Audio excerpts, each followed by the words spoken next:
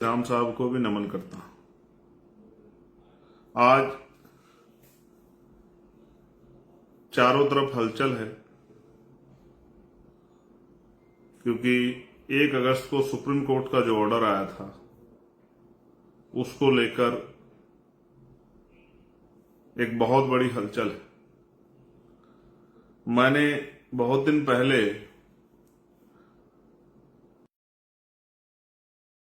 जब मैं जेल में था तो मैंने ये एहसास किया मैं निर्दोष था, फिर भी मेरे खिलाफ बेल मिलने के बाद एनएसए की कार्रवाई की गई। उस एनएसए की कार्रवाई को रात को 2:30 बजे अंजाम दिया गया और उस एनएसए कार्रवाई के बाद मुझे 12 महीने तक जेल में ठूस दिया गया। उस दिन मुझे राजनीतिक शक्ति का एहसास हुआ। मैं ये समझता हूं कि भारत में राजनीतिक शक्ति वो शक्ति है जिसके आधार पर आप एक मरे हुए व्यक्ति को जिंदा नहीं कर सकते हैं, इसके अलावा सारे काम कर सकते हैं। आप योजना बना के अंतिम पायदान पर बैठे व्यक्ति को इज्जत की जिंदगी दे सकते हैं। आप तमाम तरह के भ्रष्टाचार को, तमाम तरह की गलत पॉलिसियों को, तमाम तरह के जुर्म जाति को रोक सकते हैं। फिर मैं राजनीतिक काम में ज्यादा लग गया। मुझे लगा कि राजनीतिक शक्ति बनाकर ही हम अपने वंचित समाज को उनकी इस दुर्दशा से, परेशानी की जिंदगी से बाहर निकाल सकते हैं। जब हम इस काम को कर रहे हैं तो जो हजारों साल से हमारे विरोधी रहे हैं वो लोग भी कुछ ना कुछ काम तो कर ही रहे होंगे। मैंने कई बार पहले भी अपनी बात में कहा कि नीयत का बहुत बड़ा खेल है। मैं आज ये भी स्वीकार करता हूं कि कुछ खामियां उन लोगों में रही हैं जो लोग अपने पैरों पर खड़े हो पाए आरक्षण की वजह से। मैं कतई भी ये नहीं कहूंगा कि किसी जाति में या किसी जाति पे टिप्पणी करके कि वो पढ़ते लिखते नहीं है या इस तरह की कोई बात करके मैं किसी को अपमानित करना चाहूं, ये बिल्कुल भी सत्य नहीं। जिस तरह की भाषा का प्रयोग मनुवादी लोग हमारे लिए आरक्षण पे करते थे, आज उसी तरह की भाषा का प्रयोग हम लोग करें तो ये सत्य नहीं। मेरा जमीर इस बात की गवाही मुझे नहीं देता। इस आंदोलन में ना मुझे ना मेरे किसी भी साथी को धक्का किसने नहीं दिया या जबरदस्ती हमें भेजा। हमने ये आंदोलन मन से स्वीकार किया है। हमारे लिए कोई रोजगार करने का या पेट भरने का या कोठी बंगले बनाने का आंदोलन नहीं है। हमारे लिए ये आंदोलन समाज को उसके पैरों पर खड़ा करने का है। हाँ, मैं मानता हूं शेड्यूल कास्ट के लोगों में अभी भाईचारा नहीं है, लेकिन इस भाईचारा को बनाने के लिए हमने तमाम तरह के प्रयास किए। हमने उस तरह की लीडरशिप अपने यहां डेवलप की है कि वंचित जातियों को नेतृत्व करने का मौका मिले। हमारे यहां वंचित वर्ग के लोग बड़े बड़े पदों पर हैं, लेकिन क्योंकि हमारी नई पार्टी है इसलिए आपको वो दिखाई नहीं देते, इसलिए आपको उनका कद नहीं दिखाई देता। लेकिन पार्टी में उनका कद है, संगठन में उनका कद है, ये सबको दिखाई देता है। उनकी बात का जो है उनकी वैल्यू भी है, उनका सम्मान भी है, ये भी सबके सामने। तो मैं अब बुनियादी बात पे बात करता हूं। कल समाज ने एक बंद बुलाया है। मैंने बीच में इस बात को स्पष्ट किया था कि बंद को, उसके पीछे के उद्देश्यों को, हालातों को नजर रख के हम लोग फैसले लेंगे।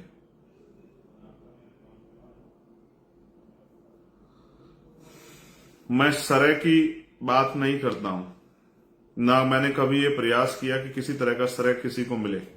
कुछ लड़ाइयां समाज हित में लड़ी जाती। मेरे कंधों पे भी जिम्मेदारी है कि कल जब समाज सड़कों पे उतरेगा, वो किसी भी उद्देश्य के लिए उतरे, तो उसका संरक्षण करना जरूरी। इतने बड़े समाज को मनुवादियों की कठपुतली बनने के लिए मैदान में नहीं छोड़ा जा सकता है। पिछले लंबे समय से मैं यही चिंता कर रहा हूं कि कोई इस तरह की घटनाक्रम, इस तरह की अनहोनी हमारे सामने ना आए जिसकी कीमत हमें लंबे समय तक चुकानी पड़े। मेरी ये इच्छा है कि वंचित वर्गों का भाईचारा ना टूटे। 1000-2000 नौकरियां इधर उधर चली जाए, कोई फर्क नहीं पड़ता। मैं इस बात से असहमत नहीं, क्योंकि 2% सरकारी नौकरियां है, 98% प्राइवेट सेक्टर है। आप याद करो, मैं फिर दोहराता हूं, मैंने मांग की कि 98% प्राइवेट सेक्टर में SC/ST OBC के लोगों को मौका दिया जाए, उनको रिजर्वेशन दिया जाए, रिप्रेजेंटेशन दिया जाए। आप याद कीजिए, मैंने मांग की कि लेटरल एंट्री जो है, जिसपे आज हम लोग जीते भी हैं, कि लेटरल एंट्री पे जो है के जरिए जो हमारा हिस्सा खाया जा रहा है, इसको बंद किया जाए। आप जिन जगह पे रिजर्वेशन नहीं है रिप्रेजेंट, मैंने उनके लिए मांग की। आप जानते हैं मैंने 1.5 साल पहले मांग की कि उन वंचित जातियों को जिनको अवसर नहीं मिल रहा, जब 10% आर्थिक आधार पर आरक्षण आप स्वर्ण जातियों को दे सकते हो, तो मेरे उस समाज को भी आपको मुख्य धारा में लाने के लिए, क्योंकि पिछले 10 साल से ज्यादा का समय हो गया है, 13 साल हो गए अपनी जाति का जनगणना नहीं कराई, लगातार हमारी संख्या बढ़ रही है, तो संख्या के आधार पर हमारी हिस्सेदारी तय होनी चाहिए। तो इसलिए मैंने उन वंचित जातियों के लिए अलग से 5% आरक्षण की मांग, स्पेशली उन्हीं के लिए कि उनको मिले और उनके बच्चे भी कुर्सी पर आकर बैठे, उनको अवसर मिले, इसलिए मैंने उनके लिए मांग की। लेकिन आज मेरे कंधों पे जिम्मेदारी है कि जब समाज उतरे तो उनके साथ कोई अहित ना हो, उनको कोई नुकसान ना पहुंचे, इसलिए हमने ये किया। और ये हमारे आंदोलन का प्रथम चरण है, जो ये मंद समाज ने बुलाया है। लेकिन 11 तारीख की जो है रैली, 11 तारीख का जो ऐतिहासिक आंदोलन हम लोग दिल्ली में करेंगे, वो हम समाज के सहयोग से अपने नेतृत्व में करेंगे, भीम आर्मी आजाद समाज पार्टी के नेतृत्व में करेंगे। और वो आंदोलन वो पूरा जो संघर्ष है वो इसीलिए होगा कि अब हम सरकार को बताएंगे किस तरह से हमारे अधिकार को छीन के रखने वालों को हम लोग डंके की चोट पर सबक सिखाते हैं। अब अगर सरकार किसी स्वार्थ में करना ही चाहती है, तो अब सरकार को फिर हमसे निपटने के लिए संवैधानिक तरीके से, हमसे निपटने के लिए, हमारे संवैधानिक आंदोलन निपटने के लिए तैयार भी रहना पड़ेगा।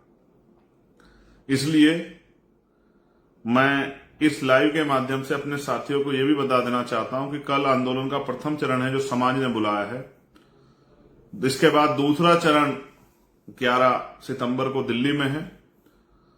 फिर आगे क्या करना है वो भी लगातार मैं आपको बताता रहूंगा। मैं तो चाहता था कि इस पर एक ओपन डिबेट हो, वो जातियां जिनको नहीं मिला है और जिनको मिला है वो सब लोग आपस में बैठ के, हमें तीसरे व्यक्ति की जरूरत नहीं थी कि कोई हमारे बीच में तीसरा व्यक्ति आके फैसला करे। हम वंचित वर्ग के लोग आपस में बैठ के फैसला करके, जो वास्तविकता में इसके पूरे रिसर्च को जानकर हम आपस में बैठ के इसको निपटाते कि भाई ये किस तरह हमें आगे बढ़ाना है, किस तरह से हमारे अंतिम व्यक्ति को भी अवसर मिले। मैं इस बात से सहमत हूं और मैं आपको विश्वास दिलाता हूं, अपने DSC समाज को भी ये विश्वास दिलाता हूं कि हम लोग इसके बाद भी बैठेंगे, बैठ के चर्चा करेंगे। जिसको अवसर नहीं मिला उसको अवसर मिले, इसके लिए हम लोग संकल्पित हैं। मैं वचन देके कहता हूं कि इसके लिए हम लोग संकल्पित। लेकिन मैं नहीं चाहता कि भाई दुश्मन ने जिस तरह भाई के सामने खड़ा कर दिया, अगर दुश्मन वास्तविकता में हमारा हितैषी होता तो जब 10% स्वर्ण जातियों को दे सकते हैं आर्थिक आधार पे, तो सबसे पहले उन वंचित जातियों को देना चाहिए था जिनका अब तक कलेक्टर नहीं बना, देना चाहिए था। लेकिन सरकार की कोई मंशा नहीं है। आप जानते हैं किस तरह के फैसले और किस तरह से सबसे ज्यादा चुनावी लाभ लेने के लिए किस तरह से जो है प्रेस कॉन्फ्रेंस की गई। आप और मुझे सब लोगों को नजर रखनी चाहिए और किस तरह सरकार के लोगों ने हमारे लोगों को आपस में भड़काने के लिए झूठे जो है अपने लोगों से पुतले फुकवाए, तमाम तरह की चीजें करी। ये भी किससे छिपा हुआ नहीं। मगर मुझे देखो, मैं फिर कह रहा हूं, जिनको लग रहा है मिल रहा है उनको वो उत्साहित है, जिनको लग रहा है कि कुछ जा रहा है, दोनों ही समझ नहीं पा रहे हैं। लेकिन मैं आपको विश्वास दिलाता हूं, कुछ भी हो जाए मैं इस एकता को भी नहीं टूटने दूंगा। और इस चुनाव के इस आंदोलन के बाद आप देखना, हम लोग जिले वाइज, प्रदेश वाइज बैठ के आमने सामने चर्चा करके और एक दूसरे को सुन समझ के, हालातों को सुन समझ के फैसले लेके मिलकर अपने भाइयों की रिश्तेदारी के लड़ेंगे। लेकिन कल का दिन मेरे लिए इसलिए महत्वपूर्ण है कि इस समाज का एक कार्यकर्ता होने के नाते समाज के किसी व्यक्ति का हित ना हो। तो मैं सबसे पहले DSC समुदाय के हमारे जो भाई हैं उनसे हाथ जोड़ के कहूंगा कि वो किसी के बहकावे में आके, किसी के चढ़ावे में आके, किसी के षड्यंत्र या किसी के हाथों कठपुतले ना बने। जिस तरह आप लगातार मांग कर रहे हैं संवैधानिक रूप से, आप अपने आंदोलन को लगातार चलाइए और समाज ने जो आंदोलन बुलाया है इसको भी शांतिपूर्वक तरीके से होने दें। दूसरा, फिर मैं जो लोग कर रहे हैं उनसे भी ये कहूंगा जो इस आंदोलन में शामिल हो रहे हैं कि वो शांतिपूर्वक रूप से, भीम आर्मी के लोगों को तो मैं जानता हूं, वो तो संवैधानिक रूप से पालन करते हैं, संवैधानिक मर्यादा में रहकर आंदोलन चलाते हैं, उनकी शक्ति को मैं समझता हूं। आजाद समाज पार्टी के लोग बड़े अनुशासित हैं। लेकिन मैं बाकी संगठन से भी ये कह रहा हूं कि वो भी अनुशासन में रहकर अपने ज्ञापन दें, अपनी शक्ति का एहसास कराएं, संवैधानिक मर्यादा रखें, किसी पर टीका टिप्पणी ना करें। और जो मैंने code Bhim army Azad Samaj party के लोगों को दिए, जिन कोड के जरिए मैंने आपको बताया है, क्योंकि हम एक संगठन चलाते हैं और हमारे संगठन की एक आइडियोलॉजी और हमारे कुछ नियम कानून है जो मैंने अपने लीडर्स को कल पिछले 2-3 दिन में लगातार हमने पिछले 3 से 4 दिन में 4 दिन लगे हमें, आप लोग जानते हैं, लगातार डिस्ट्रिक्ट की स्टेट की मीटिंगें करने में, कोर कमेटी की मीटिंग करने में, कई कई मीटिंग करके ये फैसले हुए हैं समाज हित में।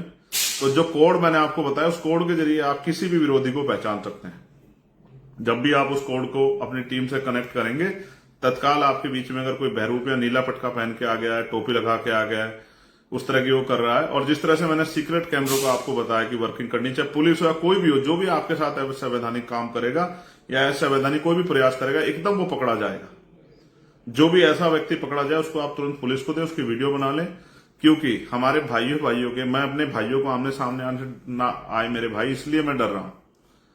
आप जानते हैं मैंने कभी जान की परवाह नहीं की और ना मैं कभी कर सकता हूं। मेरे खून का एक कतरा कतरा वंचित वर्गों के लिए, अपने परिवार के लिए, लेकिन इस परिवार को एकता बनाने में मुझे बहुत समय लगा है। मैं इस समाज के लिए जी रहा हूं, मेरा और कोई लक्ष्य नहीं है। इसलिए मैं आपसे कह रहा हूं, जो लोग मुझे सुन रहे हो, जो लोग मेरे साथ जिन्होंने काम किया, जो लोग मेरे दर्द को समझते हैं, मैं उनको विश्वास दिला कहता किसी का अहित नहीं होने दिया जाएगा। वो वंचित वर्ग के लोग हों या जिनको कहा जा रहा है कि उनका चला जाएगा, उनको भी मैं कह रहा हूं, मैं अपने बुद्धिजीवी वर्ग को कह रहा हूं, अधिकारी कर्मचारियों को कह रहा हूं, मेरा भरोसा करो। मैं संकल्प दे कह रहा हूं, बाबा साहब अम्बेडकर के मिशन का संकल्प करके कह रहा हूं, किसी का अहित नहीं होने दिया जाएगा और जिसकी जो हिस्सेदारी बैठती है उसको मिलेगी। लेकिन आप संयम रखो, किसी की कठपुतली मत बनो, किसी पर टिप्पणी मत करो। और मैं अपने संगठन के साथियों से कह रहा हूं जो हमसे लोग जुड़े, जो मैंने आपको कोड दिए, आप समय समय पे आंदोलन के बीच में उन कोडों का प्रयोग करना, आपको पता लग जाए कौन बाहर का आदमी आपके उसमें, और जैसे ऐसा आदमी तत्काल वीडियो बनाए, क्योंकि बहुत सारे लोग ये चाहते थे कि हमारे लोग सड़कों पर आए और फिर उनका इस तरह से मिसयूज किया जाए, फिर इनको दोनों भाइयों को लड़ा दिया जाए। ये जो वंचित वर्ग के लोग हैं, इनमें ये मार्शल कौम है जिन्होंने अपने शौर्य, अपने बल पे जो है बहुत सारे संघर्ष किए, विरोधियों को धूल चटा दी। दुश्मन आपकी ताकत से डर गया है, इसलिए आपको बांटना चाहता है। और मेरा एकमात्र जो उद्देश्य है वो महान पुरुषों का जो सपना था कि हर व्यक्ति तक बुनियादी सुविधाएं पहुंचे और सबको सम्मान का जीवन मिले। मैंने कई बार आपसे कहा क्या मिलता है बजट में हमें, कौन कितना कितना हितैषी आप जानते हैं। मैंने अलग से सफाई कर्मचारियों के लिए बजट की मांग की थी कि उनको उतरना ना पड़े। मैं सिर्फ अपने लोगों के प्रति हूं और कुछ नहीं। इसलिए मैंने जो अपने संगठन के लोगों को जो कोड दिया, और एक और हमने इस लड़ाई को ऐसे लड़ जाकर हवा में समर्थन कर दिया, ये हो गया वो हो गया। हमने इसके लिए एक वॉर रूम बनाया। मैं अभी लगभग 8:30 बजे एक लिस्ट जारी करूंगा स्टेट वाइज, चाहे उड़ीसा हो, तेलंगाना हो, कर्नाटका हो, चाहे केरल हो, तमिलनाडु हो, चाहे झारखंड हो, चाहे बिहार हो, मध्य प्रदेश हो, राजस्थान हो, छत्तीसगढ़ हो, यूपी हो, दिल्ली हो, पंजाब हो, हरियाणा हो, जम्मू हो, उत्तराखंड हो, मध्य प्रदेश हो, राजस्थान हो, सब जगह के कॉन्टेक्ट में आपको अगर कोई भी कहीं आपके साथ परेशानी आती है, तत्काल आप उन पर संपर्क करें। ये वॉर रूम इसलिए है कि आपकी सुरक्षा हो सके, हमारी लीगल टीम सक्रिय रहेगी। डिस्ट्रिक्ट में हमारी लीडरशिप, डिस्ट्रिक्ट की लीडर जो हमारी लीगल टीम है, अपने वकील साथियों से मैं कह रहा हूं वो लोग तैयार रहें। हमें हर मुसीबत से समाज को बचाना है। अब तक इन समाजों से राजनीति होती आई, अब पहली बार एक एकता बनकर हम लोग प्रयास किए, उस एकता से लोग डर गए। इसलिए जो मैंने कहा उस कोड का प्रयोग करना है, जो बीच में आपका कोई घुसेगा तत्काल पकड़ा जाएगा, फिर उसको कानूनी रूप से सबक सिखाया जाएगा। और दूसरा, लगातार जो है यही किसी भी आंदोलन को जो है चलाने का यही तरीका होता है कि आपके पास कुछ सीक्रेट प्लान होना चाहिए।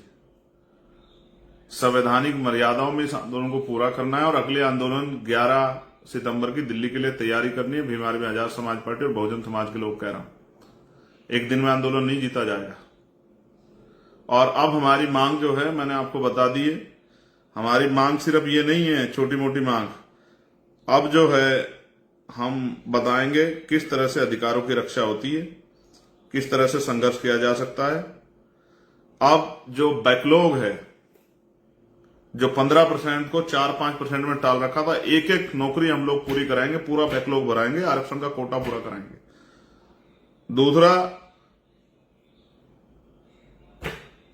राज्यसभाओं में विधान परिषद में SC ST OBC के लोगों को राजनीतिक आरक्षण मिले, राजनीतिक रिप्रेजेंटेशन मिले। SC ST को गवर्नर हो की पोस्ट हो, चाहे राज्यसभा की हो, किसी दल की हो, चाहे विधान परिषद की हो उनमें, चाहे मिनिस्ट्री हो उनमें, साथ साथ जातिगत जनगणना हो। जितना प्राइवेट सेक्टर है, प्राइवेट सेक्टर में जो है ना रिजर्वेशन की व्यवस्था SC ST OBC के लिए। अब हमारे जीवन का एक ही लक्ष्य है, इस देश में जिसकी इतनी संख्या बारी उसकी इतनी हिस्सेदारी के आधार पर, अंतिम व्यक्तित्व को भी उसकी संख्या के आधार पर हिस्सेदारी मिलनी चाहिए। धनधरती राजपाट में हिस्सेदारी मिलनी चाहिए। वो हम लोग राजनीतिक शक्ति बनाकर भी देंगे और वो हम लोग भाईचारा बनाकर भी लेंगे। अब हम चुटकी भर के लिए नहीं लड़ेंगे, अब हम अपनी संख्या के आधार पर हिस्सेदारी के लिए लड़ेंगे और अपने भाइयों के लिए भी और अपने लिए भी हम लोग मैदान में जाके लड़ाई लड़ेंगे। हम ये पहले भी करते आए। मैंने आपसे कहा जुडिशरी में भी रिजर्वेशन होना चाहिए। जिस हर डिपार्टमेंट में जो हमारी हिस्सेदारी वो उसको हमें पूरा कराना है। अब हम SC ST OBC के वास्तविक अधिकार उन तक पहुंचे, इसके लिए रोज संघर्ष करेंगे। अब हमारा यही मकसद है कि अंतिम व्यक्ति तक सुख सुविधाएं, बुनियादी अधिकार पहुंचे और जो सरकारों में हमारा हिस्सेदारी बैठती है संख्या के आधार पर, बजट में, तमाम चीजों में, उन पे भी हम लोग जो है संघर्ष करेंगे। अब हमने ठान लिया।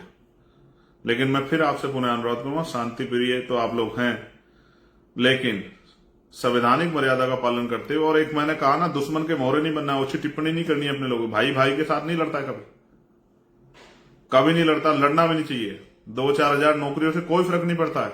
ये होना चाहिए, जरूरी है कि जो जिसको नहीं मिला उसको मिलना चाहिए, लेकिन सरकार के मोहरे बन के नहीं। इसलिए मैं आपसे अपील करूंगा। और समाज समझदार है और दुश्मन देखिए कितना समझदार है, भाइयों को भाइयों से लड़ा रहा है। वरना अलग से भी 10% 5% दे सकता था, लेकिन फिर भाई भाई से लड़ते तो वो तमाशा कैसे देखता। और गजब का खेल, जो लोग देने का वादा कर रहे हैं वो राजस्थान में समर्थन भी कर रहे हैं बंद का। कई खेल चल रहे हैं, बहुत सावधान रहिए। मैं राजस्थान के साथियों से, मध्य प्रदेश के साथियों से, उत्तर प्रदेश, हरियाणा, पंजाब के साथियों से, उत्तराखंड, दिल्ली, बिहार और झारखंड के साथियों से, तमाम नॉर्थ की बेल्ट से, तमाम साउथ की बेल्ट से ये आपसे प्रार्थना करूंगा। 8:30 बजे हम लोग लिस्ट जारी करेंगे। कहीं किसी को परेशानी आती, किसी भी तत्काल होकर, और 1-1 मिनट की खबर के लिए चंद्रशेखर आजाद आपके बीच में है। हर उसके लिए कहीं शासन प्रशासन अगर गुंडाई करेगा, उनसे लड़ने के लिए, सब चीजों के लिए आपके 24 घंटे बीच में है। लेकिन उस लिस्ट के जरिए आप तत्काल जो है संपर्क करें और कोई भी बात हो तत्काल बताएं। लेकिन बहुत जिम्मेदारी समझदारी से, संवैधानिक मर्यादा का पालन करते हुए शांतिपूर्ण तरीके से अपने ज्ञापन दें और अपने विरोध को दर्ज कराएं। आपने मुझे सुना। आप सभी के लिए मंगल कामनाएं। जय भीम, जय भारत, जय संविधान। आप सभी के लिए मंगल कामनाएं। बहुजन समाज जिंदाबाद, आजाद समाज पार्टी जिंदाबाद, भीम आर्मी जिंदाबाद और मेरा हर एक व्यक्ति भाई परिवार जिंदाबाद। आपका कार्यकर्ता, आपका भाई चंद्रशेखर आजाद।